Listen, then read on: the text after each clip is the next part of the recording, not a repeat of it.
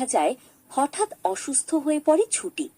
তার শারীরিক অবস্থার অবনতি হওয়ায় হিরণময় কোনো সময় নষ্ট না করে বাড়িতেই একজন নার্সকে ডেকে আনেন। নার্স চিকিৎসার সময় একটি গুরুত্বপূর্ণ মেডিকেল ভিডিও ও রিপোর্ট দেখান। সেটি দেখে হিরণময় একেবারে স্তব্ধ হয়ে যান। তার মনে একের পর এক প্রশ্ন জাগতে থাকে। ছোটবেলার কিছু স্মৃতিচিহ্ন দেখে ছুটির মাথা ঘুরে যায় এবং সে অজ্ঞান হয়ে পড়ে। ছুটিকে অচেতন অবস্থায় দেখে হিরণময় ভীষণ উদ্বিগ্ন হয়ে পড়েন।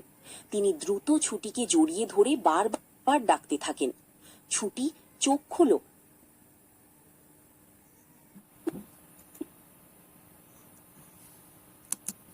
প্রকাশ পেতে চলেছে, এবার কি আমি ধরা পড়ে যাব?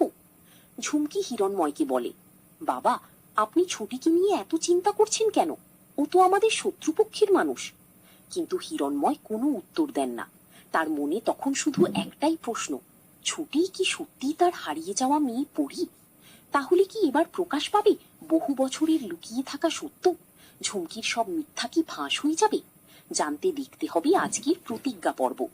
নোট: টার্বোস্ক্রাইবে